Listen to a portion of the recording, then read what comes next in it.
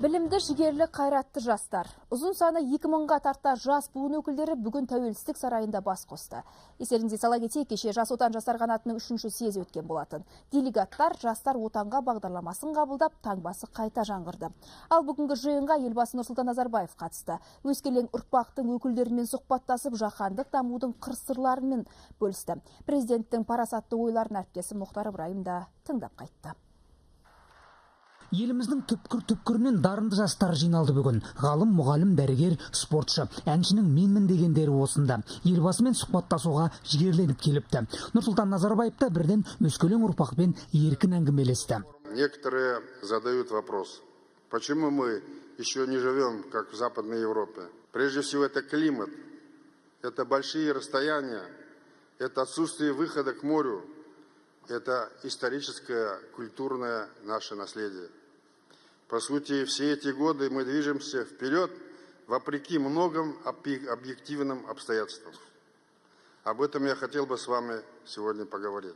Расында да өрлеу мен өркендеуге климаттың әсері зор. Бұған бірқатар статистикалық деректерде дәлел. Мәселен, дамыған 30 елдің басым көпшілігінің климаты жұмсақ болғандықтан энергия шығындары әлде қайда төмен. Бізге қарағанда қуатты 3 есе артық үнемдейді. Елбасының айтуынша, экономиканың өзі жылы елдерде тез дамиды.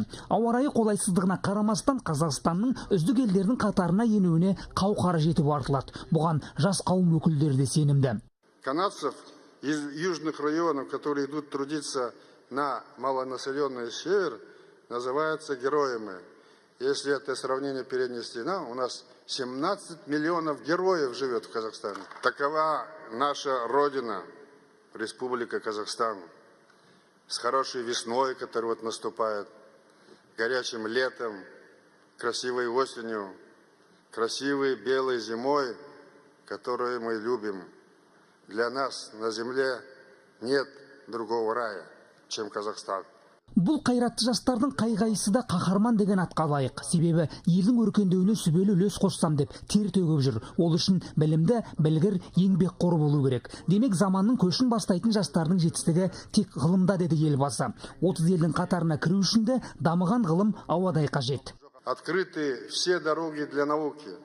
Без инноваций, без науки мы не сможем находиться в 30 развитых государствах мира. Поэтому молодежи, особенно которая идет в науке, надо так делать, чтобы ноу-хау, инновации рождались у нас в Казахстане. Лучшую технологию, лучшие вершины науки просто так на тарелочке никто нам не отдаст. Никто не хочет себе создавать конкурента.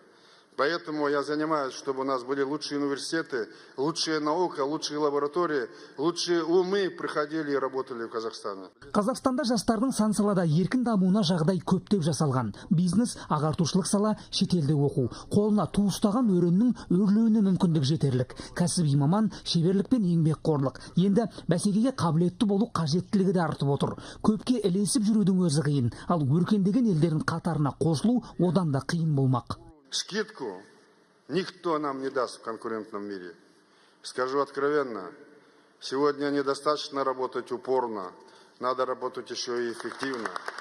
Если чемпион постоянно не тренируется, он на следующих Олимпиадах не может рассчитывать на победу. И в жизни тоже так. Мы достигли успехов. Если остановимся, то то, что идет сзади, нас обгонит. Вот в чем дело. Жастармен еркін сұхбат 2 сағатқа созылды. Сүбелі дүниелер айтылды. Елбасы жаһандық жағдайда жастардың күш-жігерін ел игілігі үшін пайдаланудың жолдарын саралады. Олар жаһандық бәсекелестікке қалай да төтеп береміз деп отыр. Оның кілті президент өсиетінде деп біледі көпшілік. Есть такая шутка. Один маститый профессор-экономист каждый год задавал студентам одни и те же вопросы. Однажды молодой студент пришел и говорит: профессор, неужели вам надоело? Не понимаете, что вы из года в год задаете один и тот же вопрос? Этот вопрос мы все знаем, я тоже знаю. И профессор отвечает: да, не забывайте, что мы имеем дело с экономикой. А у экономики вопросы всегда одинаковые, ответы каждый год разные. Вопросы задаем в жизни одни и те же, а ответы каждый год разные, потому что быстро меняется мир.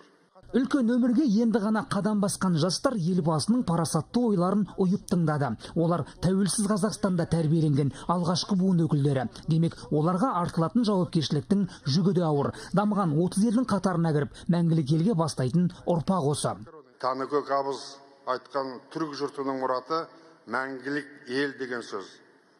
Біз оны ойлап тапқанымыз жоқ, ата-бабамыздың мәңгілік ойы сол болатын. Бабалардың арманы, бүгінгі еліміз бен болашақ ұрпақтың биік мақсаттары бәрі үндесіп жатыр. Қазақстанның ұлттық идеясы мәңгілік ел осыдан туындаған идея.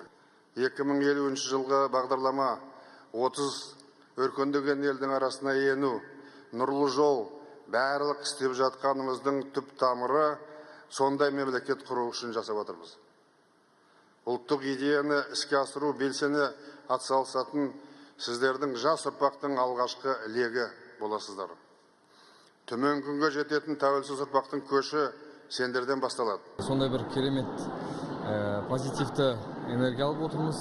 Қазіргі таңда жастарға жасалып жатқан жағдай өте жоғары деңгейде деп айта алар едім. Өйткені оқимын десең оқисың, яғни бизнес саласында болса ол жақта да жол ашық, яғни таңдау көп. Басқа елдермен салыстырғанда біздің жастарымызға деген үлкен болашақ, үлкен бір сенім күтіп тұр. Бүкіл жастарға айтарым, енжар болмайық. Ортақ отанымыз, отбасымыз, үйіміз Қазақстан үшін ерінбей еңбек етіп, соңғы ақтық теріміз шыққанша жұмыс жасауға шақырамын. Сүбелі сұхбаттан жастардың алған әсері зор. Залда болған 2000 жас елдегі 2 миллион жеткіншекке елбасы сәлемін жеткізеді енді. Мұхтар Ыбырайым, Айдос Меделбеков, Жандос Битабаров, Астана, президент телерадио кешенінің көмегімен.